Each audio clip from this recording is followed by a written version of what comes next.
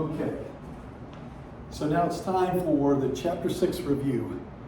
All of these problems, again, you would see similar ones to this on the assessment, which will be Tuesday. Okay, so first problem, again, all of this chapter has to do with factoring. And the first one that you started off with was having the leading coefficient be 1. If the leading coefficient is 1, and you look to see if there's a GCF you can take out, and there isn't in this one, you do the factors of C. Remember, it goes A, which is 1, B, negative 14, C, 49. So just in case somebody's like, well, what are A, B, and C when it comes to this trinomial? 3 terms, trinomial. Okay, so now I do the factors of 49 that add up to negative 14. Factors of 49. Factors being multiplying 1 times what gives you 49? Well, it's 1 times 49, or negative 1 times negative 49. Well, if I add those together, I'm not getting negative 14. But there is one thing. If I do 7 times 7, well, that gives me positive 14. But if I do negative 7 and negative 7, if I add these two together, I get negative 14. Those are my 2 factors. So you put 2 parentheses. X and X. Can't split up x squared any differently. It's just x and x. Put in these 2 terms. Minus 7, minus 7. And I'm done. Now you could check this by doing the OI in FOIL, which is the outside and the inside. So you multiply the outside, negative 7x, and the inside, minus 7x. Add them together to get negative 14x, and that works. Okay? So this is the very basic factoring trinomial leading coefficient of 1. Next example. 4 terms. The one thing that you think of is factoring by grouping. Group things together. So, and usually it'll be the first 2 and the second 2, and you put a plus in the middle. So I'm going to group the first 2 together, grouping by putting parentheses, put a plus, and group the second 2. Now I have to factor each one of these groups. Well, I look at this and I say, is there something to take out? Is there a large number? No. Is there a variable, a letter in common? Yes. They have x in common. Take the smallest exponent. So I take out an x squared. Well, then you got to do what's left. As soon as you take out the GCF, you have the leftovers, which means that you actually divide by that. So this is left with x. The x squareds cancel out. I'm left with plus 2. Here's the giveaway. You better have an x plus 2 over here. If you don't, you did something wrong. So let's look at it. What is the GCF of this? What's the largest number that goes into both terms? 3. Pull it out. They don't have a variable in common. It's got to be in both. It is not in both. So I divide through by 3. To get those cancel out, x plus 6 divided by 3 is 2. Well, there you go. I have x plus 2, x plus 2. It's in each one of these things. Take it out. Notice, when I say it's in each one of these things, notice it's separated by this plus. This and this. Take out the x plus. When I say take it out, it's like taking out a GCF. Take it out. It goes away. What's left? What's the leftovers? X squared plus 3. Now I'm factored completely. Okay? Next one. Okay, again, when you take a look at something, the first thing that you should ask yourself, especially if it's a little bit more complicated, is there something I can take out of it? Is there a GCF? Well, there's no number that goes into all 3. Well, the number is 1, but there isn't another number that goes in all 3, but there is a letter, a variable. The variable is x. So take it out. But the smallest exponent of the x, well, there's no exponent in there, although there is, it's a 1. So that's the smallest. Take it out. What's left, the leftovers, I divide through by the GCF. So I'm left with x squared plus 6x minus the x's cancel out 7. Great. But now you got another step. Can I factor this thing in the parentheses? Now, by the way, bring this guy along. You can't lose him. Can't lose him like he's, a sibling you just don't like. You can't just lose him. Bring him along. Now factor in here. So you have to do the same thing. Leading coefficient of 1, I already took out the GCF. I'm going to split this up into x and x, do the factors of negative 7 that add up to positive 6. The factors of negative 7. Well, it's 1 and negative 7, or negative 1 and 7. There's only 2. Add them together to see what gives you positive 6. Well, this is 1 plus negative, well, that gives you negative 6. Doesn't work. This gives you 6 if I add them together. That works. I needed positive 6. So put them in. Negative 1, positive 7. And now this thing is factored completely. Do not forget about the GCF. That's important to keep it. Next. Next. Okay. Now remember, we have special factoring patterns. Remember this factoring pattern? A squared minus b squared. A perfect square? A perfect square with a minus, that's key. A minus in the middle. Minus in the middle. Perfect square? Yep. 25 is 5 times 5. X squared, clearly x times x. 9, perfect square of 3 times 3. Well, good. This factoring pattern is this. A plus b, whatever that is, a minus b. So what's a? My a is 5x. My b is 3. Again, because I'm pulling them apart. So I do this. I just follow the pattern. A plus b, well, a is 5x, b is 3. I follow the pattern. A plus b, a minus b. Figure out what your a is. Remember, a is this 5x. You pull it apart. 5x times 5x gives you 25x squared. It's a perfect square. 9 is 3 times 3. That's b. A is 5x, b is 3. Just plug them in. Okay, to this formula. Next. Perfect square? You bet. Perfect square? You bet. Plus in the middle? Can you do it? I hope everybody is saying, nope, you cannot. What do you call this thing?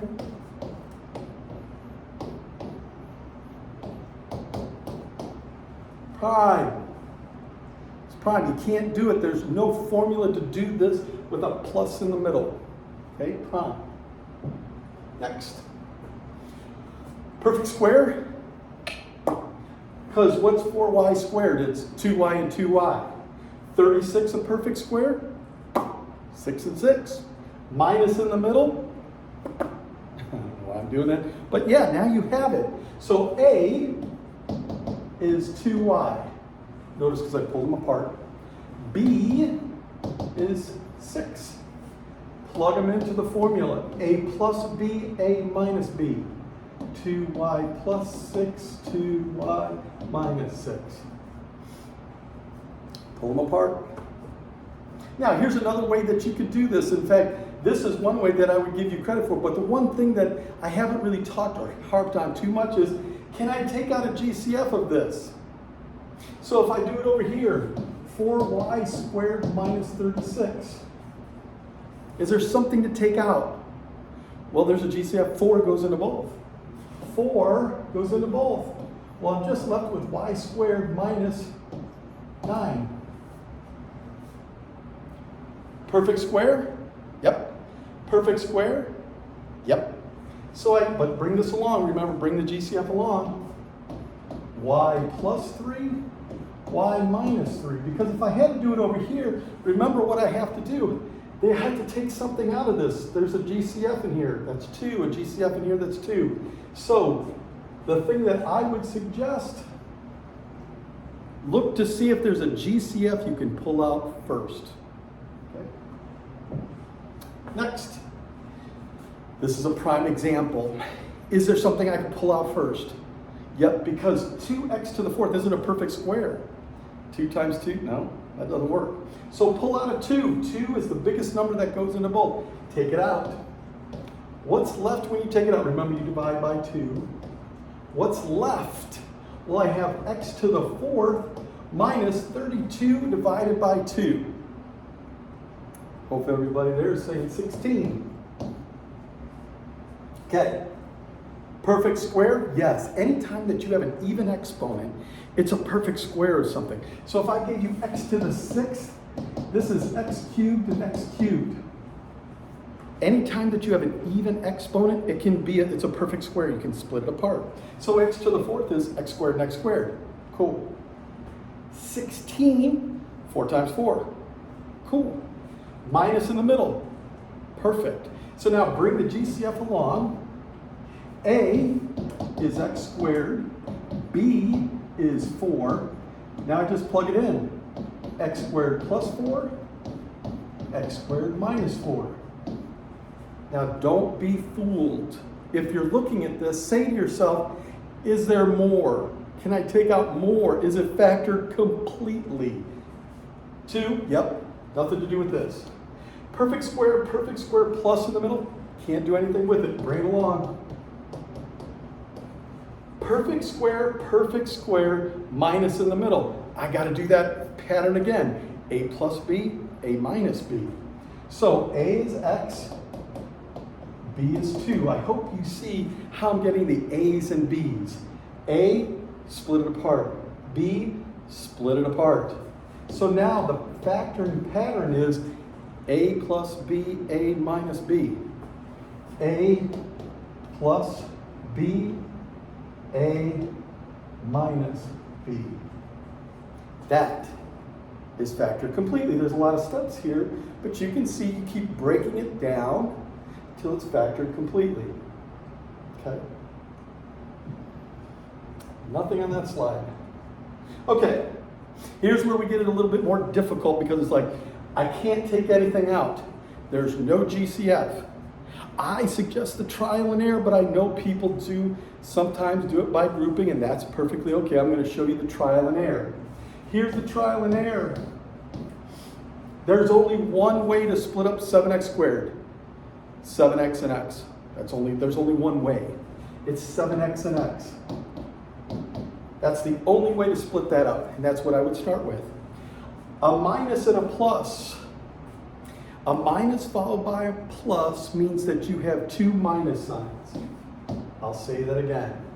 In the original problem, in the trinomial, if you have a minus followed by a plus, your 2 signs will be negative. That's a hint, that's a shortcut method. Now I got to do the factors of 7. There is only one way to do the factors of 7. It's 1 and 7. That's it. So now the question is, how do I put them in there to do the OI and FOIL, outsides and insides, that when I add them together, I get negative 50? Well, put 1 and 7 in there and see if it works. How do I check to see if it works? Multiply the outsides. Well, that's negative 49x. Insides, negative 1x, which is negative 50x. And that works. Okay? I do the trial and error method. You may do something else. Most of the time with the trial and error method, they give you prime numbers. A prime number just like this, which is 7. 1, 3, 5, 7. Those are prime numbers that they split up. Okay? They don't want to have you working forever on these problems. Okay? Okay. What if the leading coefficient is a negative? Think to yourself, hey, is there something I can factor out of this? Is there something I can factor out of this? Well, I know for sure when I take a look at this, I know I can take out a negative. But is there something else that I can take out of this? Well, 12 doesn't go into 45. Nope, it doesn't do that. Does 3 go into 45? Yep, it does. So let's take out a negative 3. If the leading coefficient is negative, take out a negative. So I'm going to take out a negative 3. Well, what's left of this thing? If I take out a negative 3, it's like you divide through by negative 3. So I have this, 4y squared minus, minus, that's cubed, I'm going to show you y squared, minus 15y. Is there something else I can take out? Is there something else there I can take out? Well, y is in all three. Take out a y, the smallest exponent. So now I'm going to take out a y. I'm left with 4y squared, that's cubed, minus 4y, minus 15. Okay? Now, this is a problem. That's a doozy. Remember to bring the GCF along with you. I'm going to bring the negative 3y with me. And now I'm going to have to break this up. Again, I do the trial and error method. I'm taking a look. Well, again, I can split up 15 a couple different ways. I can split up 4y a couple ways. Now, I'm not going to necessarily give you one similar to this. That's going to be that difficult. But now, the one thing that I will say for this one is that if I split this up, I always try to split up 2y and 2y. That's going to be my first little go-to. Okay? A minus and a minus, there is no factoring pattern. One's going to be plus, one's going to be minus. There is nothing to do there. And now all I have to do is to say, how can I split up 15? I don't go for the 1 in 15s, and there's only one other way to split up 15, which is 3 and 5. So now I'm going to take a look at this, and I'm going to say, I'm going to go with plus 5 minus 3. And I'm going to show you this about how the trial and error method works if you don't get it right. So now let's multiply the outsides, minus 6y. Multiply the insides, plus 10y. I get positive 4y. That's not what I want. I want negative 4y. So flip the signs. Remember, bring the GCF along, so it's negative 3y, 2y minus 5, 2y plus 3. And that works. This does not work. Trial and error, because you've got to multiply the outsides and the insides to get negative 4y. Okay? Then all you have to do is to flip the signs. Easy? No. If you know how to factor it by grouping, have at it. Okay? Next. Okay. Is there something I can pull out of here? Is there a GCF? Well, yeah, 5 goes into each one of those things. Pull out 5. I'm left with x squared minus xy minus 6y squared. Okay. Two variables. Okay, well, bring the GCF along. There's only one way to split up x squared, which is x and x. If it's y squared, just split it up, y and y. Because now you're doing the same thing. The factors of negative 6 that give you, what's the coefficient in front of the xy? It's 1. The factors of negative 6 that when you add them together give you negative 1. The factors of negative 6 that when you add them together give you negative 1. So 2, negative 3, negative 2, positive 3. Add them together. This gives you negative 1. That's what I want, negative 1. Just plug them in. Plus 2, minus 3. Okay? Next. This thing, now when it's set equal, you need to set it equal to 0. In other words, you got to move things away. So in other words, 3x squared minus 5x, I'm going to move the 2 to this side. Minus 2 is equal to 0. You must set it equal to 0. Okay? Now I'm going to factor this. Easy? No way. But, trial and error. There's no GCF to take out. I can't take out a GCF. There's only one way to split up 3x squared, which is 3x and x. Minus and a minus, no pattern. One's going to be plus, one's going to be minus. The factors of 2, just 1 and 2. That's all it is. So I'm going to do this. I'm going to say plus 1 minus 2. This is going to be equal to 0. So now check it. Multiply the outsides, minus 6 plus 1, which is minus 5. That works. I have to solve it. If it's an equation set equal to 0, now you have to solve it. How do you solve? Take each parenthesis, set it equal to 0. So I do this. 3x plus 1 equals 0. X minus 2 equals 0. 2 parentheses, split them apart, set them equal to 0, and solve. Solve it like an algebra problem. Minus 1. You always add or subtract before you multiply or divide. 3x is equal to negative 1, divide by 3. X is equal to negative 1/3. That's one solution. Here's the other one, add 2. X is equal to 2. My two solutions, you can put them in brackets to say it's negative 1/3, comma 2. Those are the two solutions to this problem. Set it equal to 0. See if you can take out a GCF, factor that out, and then factor completely, and then set everything equal to 0 and solve. Nothing there. Okay, set it equal to 0. So move the 21x to the other side, subtract 21x. 6x squared minus 21x equals 0. Has to be equal to 0. Is there a GCF here? Is there a GCF? Well, 3 goes into both, and there's a variable that's in both x. Take out the smallest x one. So I'm going to take out 3x. Well, I'm left with 2x minus 7 equals 0. Set each one of these equal to 0 and solve it. 3x equals 0. Anytime that you have a multiplication, you can split that apart and set it equal to 0. 2x minus 7 equals 0.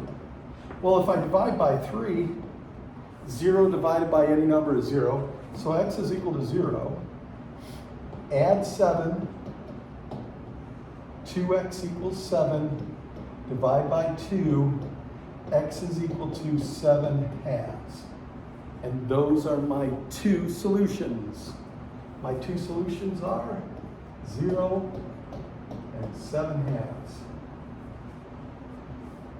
Okay? Those are all the problems similar problems that you would see on this first assessment.